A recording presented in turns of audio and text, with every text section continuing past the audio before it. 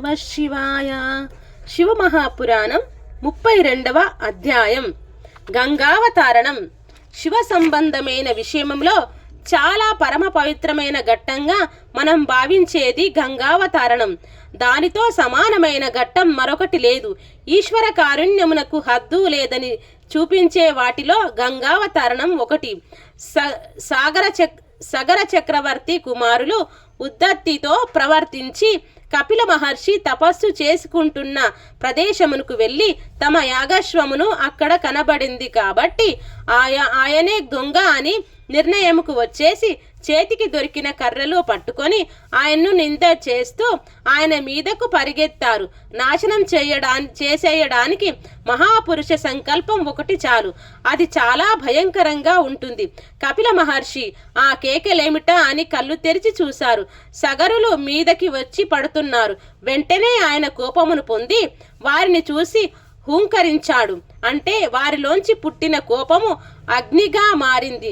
ఎక్కడ ఉన్న వాళ్ళు అక్కడే 60,000 మంది బూడిది కుప్పలై పడిపోయారు. అంశుమంతుడు చూశాడు. వాళ్ళకి జలతర్పణం చేద్దామని నీళ్లు పట్టుకు వస్తున్నాడు. అప్పుడు గరుత్మంతుడు ఇలా మహాత్ముల క్రోధాగ్ని చేత ఎవరు మరణిస్తారో వాళ్ళని ఉద్ధరించడానికి సామాన్యమైన జలమునకు అధికారం లేదు. వీళ్ళు ఊర్ధ్వలోకమునకు పొందారు. వీళ్ళు భస్మరాశులు తడవాలంటే ఆకాశం నుండి గంగ భూమి మీదకి ప్రవహించాలి. అలా ప్రవహిస్తే అప్పుడు వీళ్ళకి జలతర్పణములు అయినట్లుగా భావించబడి వీళ్ళ దాహం తీరి వ్యగ్రత తీరి వీళ్ళు ఉన్నత లోకమును పొందుతారు. కాబట్టి నీవు ఈ నీతితో జలతర్పణం చెయ్యకు అన్నాడు. దీనికోసం ఇక్ష్వాకు వంశంలోని వారు బెంగ పెట్టుకున్నారు. ఇక్ష్వాకు వంశంలో తరింపజేసేవాడు లేక కొన్ని తరాల పాటు పడిపోయిన సందర్భం ఏదైనా ఉంటే అది ఒక సగర చక్రవర్తి బిడ్డల వలె చాలా కష్టపడి సగరుడు, అంశుమంతుడు, దిలీపుడు వెళ్ళిపోయారు. భగీరథుడు వచ్చాడు. సగర పుత్రులు మాత్రం బూడిదలై అలాగే పడి ఉన్నారు. వీళ్ళకి జలతర్పణాలు లేవు, పితృకార్యములు లేవు. వీళ్ళు ఉద్ధరింపబడే మార్గం లేదు. అలా పడిపోయి ఉన్నప్పుడు మనకి భగీరథ ప్రయత్నం అనే ఒక మాట వచ్చింది. భగీరథుడు తపస్సు చేయడానికి బయలుదేరాడు. ఆయన దక్షిణ భారతదేశంకు వచ్చి గోకర్ణంలో బ్రహ్మగారి గురించి తపస్సు మొదలు పెట్టాడు. అలా 1000 సంవత్సరములు తపస్సు చేశాడు. బ్రహ్మ ప్రత్యక్షమై నీకేమి కావాలి అని అడిగాడు. అప్పుడు భగీరథుడు ఇక్ష్వాకు వంశమునందు కుమారులు జన్మింపకపోవుట అన్నది ఉండకూడుగాక, అవిచ్ఛిన్నముగా వంశం జరుగుగాక. రెండవది, నాకు ముందు తరములలో కొంతమంది బూడిద కుప్పలై పడిపోయి ఉన్నారు. వారికి సద్గతి కలగడానికి వీలుగా ఆకాశం నుండి క్రిందకి పాతాళ గంగను విడిచిపెట్టు అని కోరాడు. గంగ ఆకాశంలోంచి పడితే దానిని భూమి వహించలేదు. గంగ అలా పడేటప్పుడు మధ్యలో పట్టుకునేవాడు ఒకడు కావాలి. అందుకు శంకరుడే సమర్థుడు. కాబట్టి నువ్వు శంకరుడి గురించి తపస్సు చేయవలసింది అని చెప్పాడు. భగీరథుడు శంకరుని గూర్చి తపస్సు ప్రారంభించాడు. శంకరుడు భగీరథుడు చేసిన తపస్సుకు ప్రీతి పొందిన వాడై అతనికి ప్రత్యక్షమయ్యి నేను గంగను తలంతా పడతాను అని చెప్పి గంగను పట్టడానికి జటాజూటంతో పరమేశ్వరుడు హిమపర్వతం మీద నిలబడ్డాడు. అప్పుడు గంగ అనుకుంది, నేను ఈయన తల మీద పడి ప్రవాహ వేగంతో వెళ్ళిపోతుంటే ఆ వేగంలో ఈయనను పాతాళానికి ఈడ్చుకు వెళ్ళిపోతాను అని. ఆ ప్రవాహంతో పాటు చేపలు, తిమింగలాలు మొదలైనవి ఎన్నో పడ్డాయి. ఇప్పుడు శివుడు ఆ నీటినంతటినీ తన జటాజూటంలో పట్టేశాడు. గంగ ఆశ్చర్యపోయింది.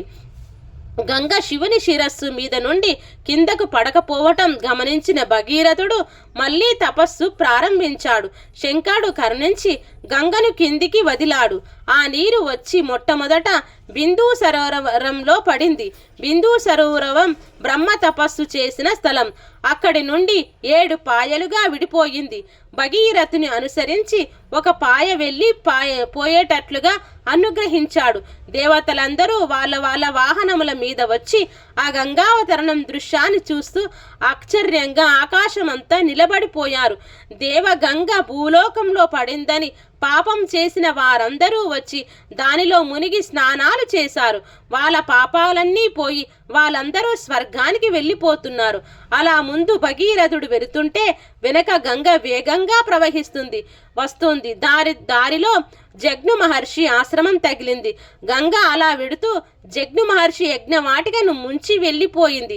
ఆ దృశ్యాన్ని చూసిన జగ్ను మహర్షి కోపంతో గంగనంతటిని ఔపోసాన పట్టాడు. ఒక్కసారిగా శబ్దం ఆగిపోయింది. భగీరథుడు వెనక్కి తిరిగి చూశాడు. గంగ కనిపించలేదు. జరిగింది తెలుసుకొని తనను అనుగ్రహించమని జగ్ను మహర్షిని ప్రార్థించాడు. అప్పుడు జగ్ను మహర్షి గంగను తన చెవులలోంచి బయటకు వదిలిపెట్టాడు. గంగ మరలా భగీరథుని వెనక ప్రవహించడం ప్రారంభించింది. అలా చివరకు పాతాళ లోకానికి వెళ్ళింది. గంగకు భగీరథుడు తన పితృదేవతల భస్మరాశులను చూపించి వాటి మీద నుంచి ప్రవహించమని చేతులొగ్గి నమస్కరించాడు. అడిగాడు. గంగ ఆ భస్మరాశుల మీదకు ప్రవహించింది. వాళ్ళందరూ కూడా ఉత్తరక్షణం దాహశాంతిని పొంది ఊర్ధ్వలోకాలకు వెళ్ళిపోయారు. వెంటనే బ్రహ్మ అంతటి ఆయన పిలవకుండా అక్కడికి పరిగెత్తుకుంటూ వచ్చి భగీరథుని కౌగలించుకొని, భగీరథ, ఇంకా లోకంలో ఎప్పుడైనా ఎవరైనా ఎక్కడైనా ఎంత గొప్ప ప్రయత్నం చేయవలసి వస్తే దానికి భగీరథ ప్రయత్నం అనే పేరు వస్తుంది. అన్నిటినీ మించి ఇన్ని కష్టాలను ఓర్పుతో గంగా పాయను పాతాళ గంగమునకు తెచ్చావు కనుక ఈ పాయకు భగీరథి అని పేరు వస్తుంది అని చెప్పి అక్కడి నుండి నిష్క్రమించాడు. సాధారణంగా వాల్మీకి మహర్షి దీనికి ఫలశ్రుతిని చెప్పలేదు. కానీ ఈ గంగావతరణం విన్న వారికి ఆయన ఫలశ్రుతిని చెప్పారు. తెలిసి గాని తెలియక గాని ఎన్ని పాపములు చేసిన వారైనా సరే నమ్మి గంగావతరణం కథ విన్నా, చేతులెత్తి నమస్కరించిన పరమేశ్వరుడు అలా నిలబడిన ఆ గంగాధరుడి పాదములను దర్శించి ఆ తెల్లటి పాదములకు ఎవరు నమస్కరిస్తున్నారో, ఎవరు పరమ పూజ్య భావంతో విశ్వాసంతో గంగావతారణమును వింటున్నారో అటువంటి వారి సమస్తమైన కోరికలు తీరుతాయి. వారు ఇంతకు పూర్వం ఎన్ని పాపములు చేసిన వారైనా బాధలు పొందకుండా సుఖములు పొందుతారు. వారి ఆయుర్దాయం చక్కగా వృద్ధిలోకి వచ్చి వారు దీర్ఘాయుష్మంతులు అవుతారు, చిరంజీవులు అవుతారు, అపమృత్యు దోషం ఉండదు, చక్కటి కీర్తి పొందుతారు. అనగా ఈ గంగావతరణం చదవడం చేత మనస్సు మారి భగవంతుడి వైపు మనస్సు ప్రచోదనమై సత్కర్మానుష్ఠానం కలిగి వేరొకసారి నేను పాపం చేయరాదన్న సద్బుద్ధి కలిగి వాడు బ్రహ్మాత్ముడై లోకం చేత కీర్తింపబడవలసిన వాడిగా మారతాడు. కాబట్టి గంగావతరణం అంఖ్యానం అంత పరమ పవిత్రమైనది. ఓం నమ శివాయ. హరహర మహాదేవ శంభో శంకర. శివ మహాపురాణం 22వ అధ్యాయం సంపూర్ణం. సర్వం శ్రీ ఉమామహేశ్వరార్పణమస్తు. ఓం శాంతి శాంతి శాంతి.